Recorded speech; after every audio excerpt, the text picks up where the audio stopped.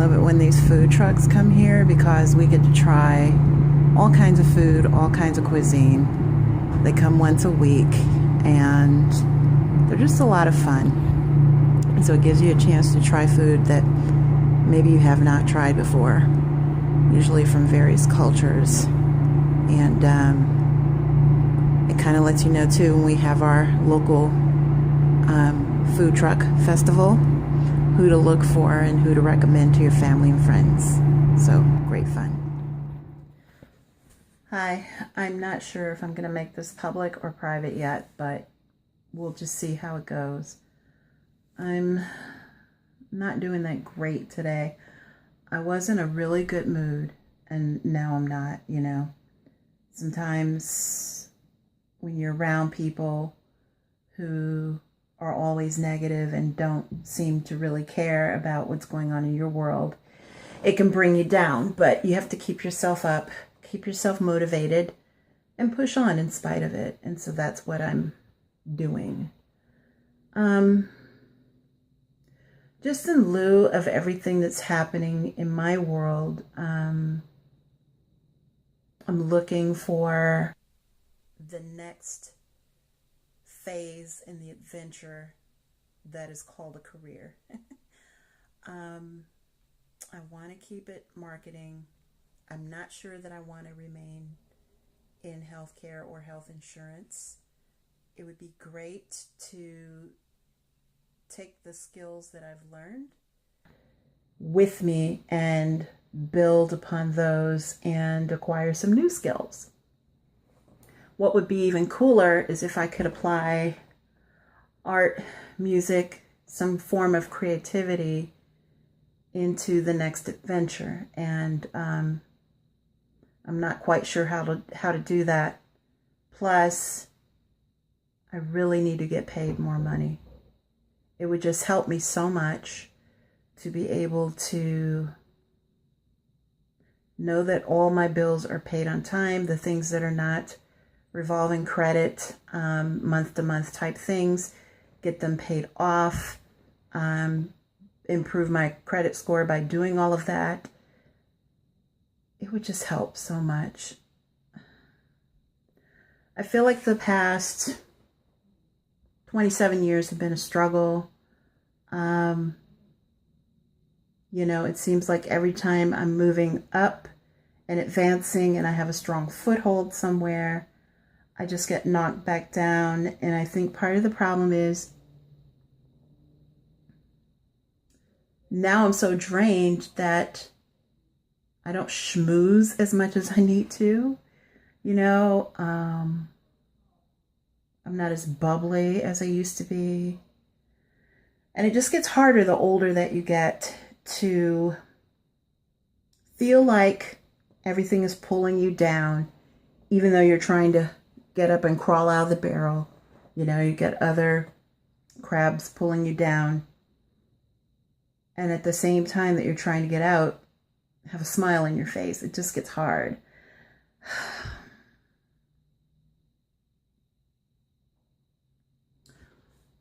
Right now, I'm not really focused anymore on some of the things that I have been thinking about a lot, such as everything that's going on in the country right now.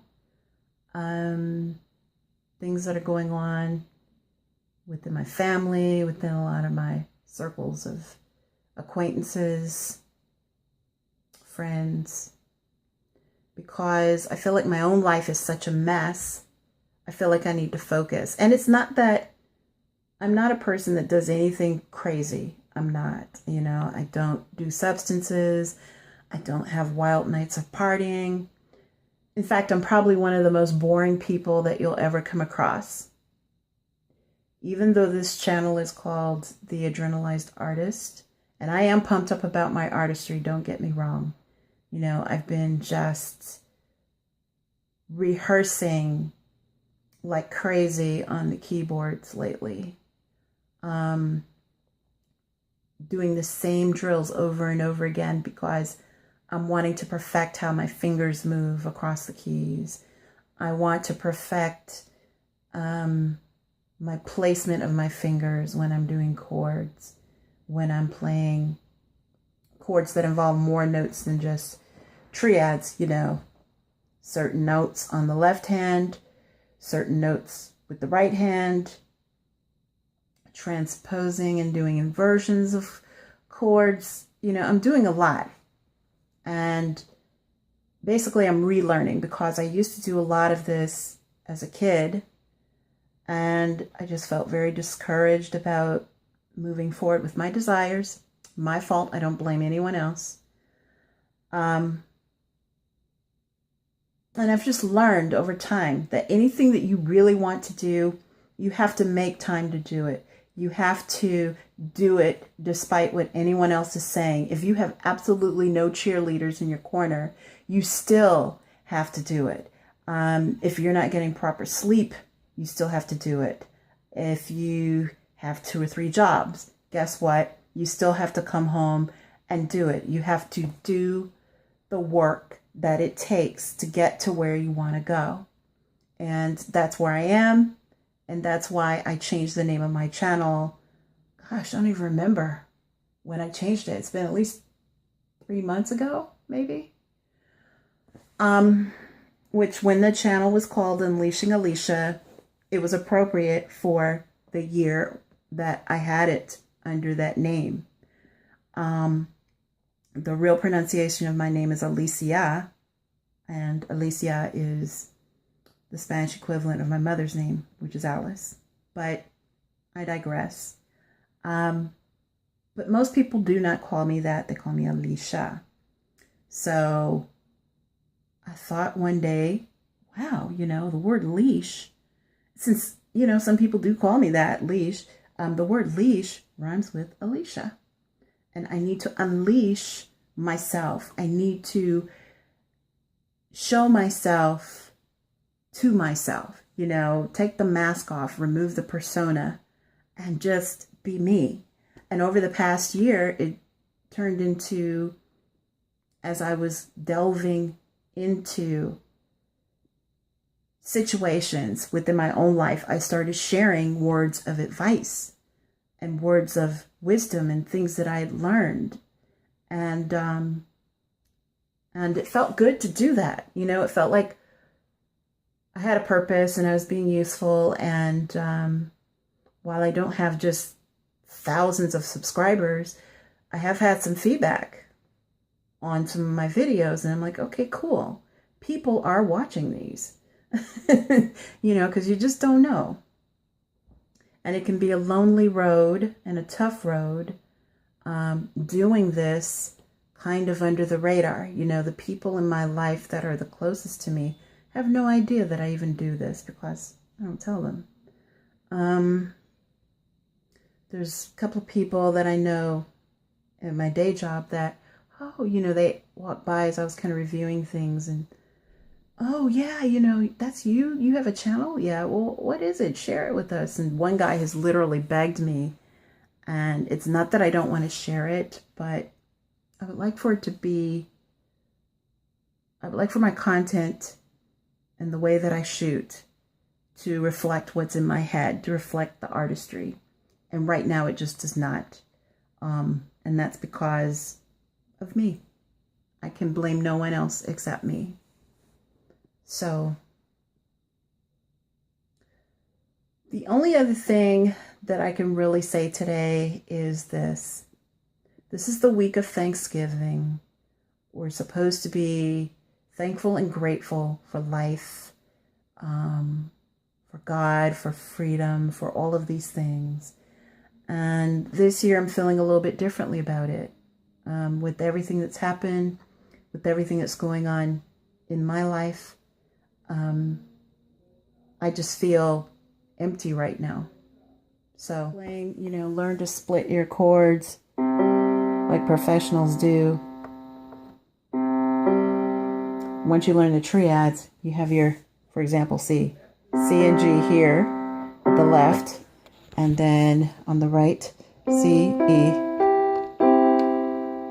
So you would play them together.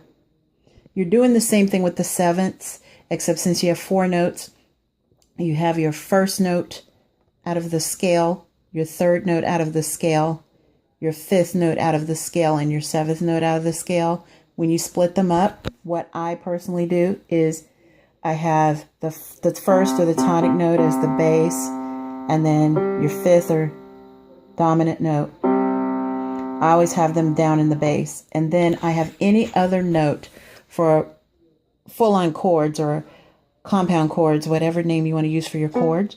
I use the easiest fingering for maneuvering in a piece of music, a scale, a chord, progression, whatever that I can do. Generally for chords, the easiest fingering for me, and in a lot of songs, for seventh notes is the seventh. And when I say seventh notes, I mean major seventh right now. So the seventh, the first. So I'm doubling down on that first note to give you a sense of what that chord is. The seventh, the first, and the third. So I'm going to play them all now. If you get a shot of my body, I'm sorry.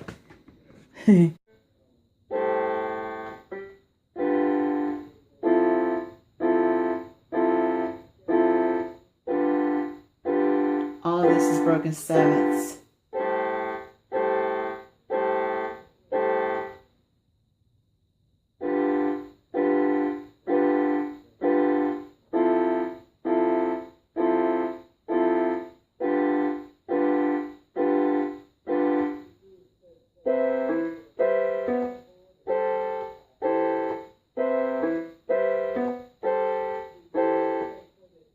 That's a song I wrote. But yeah, that's basically what you're doing, is playing in a lot of pop music and R&B and other stuff, but mainly pop. The seventh chords are key to learn. You're going to want to learn your major sevenths and your minor sevenths at least. I recommend learning every kind of seventh. And you know, I think of them like this. Okay, in English or in a language, you have a word and you have suffixes at the end of a word. Like the word knowledge is the root word. Able, knowledgeable. That gives you a totally brand new word. So knowledge is your root. Able is your seventh, let's say. So that's going to be your fundamental 4 different notes in a chord, type of a chord. So if you said knowledgeability, knowledge is the root, able, itty. You know, you can think of that as like a ninth. Or if you're splitting it up for real, you could even, I'm trying to think of something that would be like an 11th or a 13th. But I'm getting ahead of myself. But that at least allows me to see kind of how I'm progressing, and allows anyone watching this, if you're just learning to play keyboard, or if you're like me and you get camera shy and can't play worth a darn when the camera's on, then it shows you easiest ways to voice your seventh. So, thanks so much. Oh, and what I did with that scale, like the, let me turn it around, like the, that's called an inversion. Seventh, first, and third, that's an inversion. Because when you're playing a scale full on, like for instance, C triad, C, E, G, that's the first fingering. E, G, C, first inversion.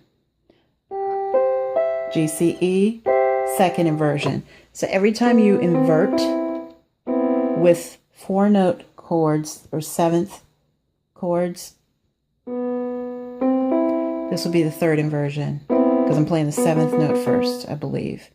So, I mean, I believe that's what it's called, third inversion. So, that's it for now. The Adrenalized Artists, kind of showing you best ways to do a little introductory practice. It's a great way to teach people who are trying to learn,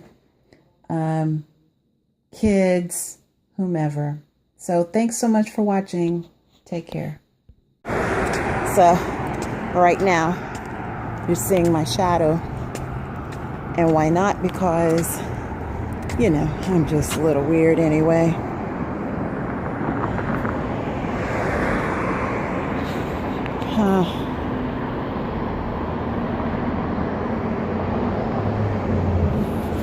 So I stopped. I don't know why. You take a picture of my shadow. I'm being goofy today. I think what I'm really doing is blowing off some steam. Well, not steam, but releasing some anxiety because we're doing something new today that I've not done before. And it's making me a bit nervous and uneasy. But I need this. I need more things, more projects, more activities that stretch my abilities and teach me new skills. If you're not asking for those kinds of projects at your place of business, at your workplace, and I say it like that because I'm starting to take the word job out of my vocabulary because job just means just over broke, and I don't want to keep languaging that into my life. I believe it was the rapper 2 Chainz that said, "Me and broke don't get along." I can agree with that sentiment. Me and broke don't get along. So I want to stop saying the word job, but I'm really digressing.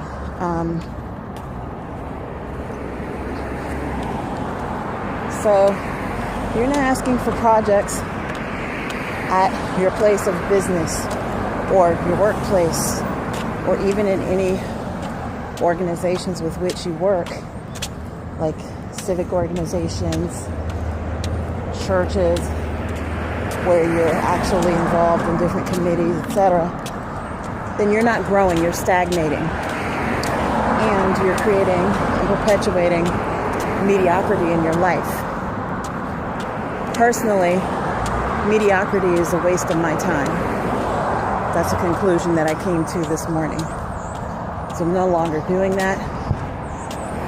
And actually, throughout my entire working life, anytime that I saw an opportunity to do more at any workplace, even if it was doing tasks that didn't line up with my ultimate goal there or my ultimate dream, I still did it. And I think doing that has allowed me to get some of the better roles that I've had in my life.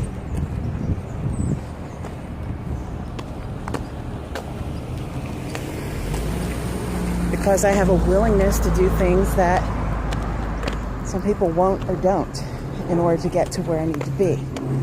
Sometimes you have to do the not so nice tasks in order to get to do the better tasks.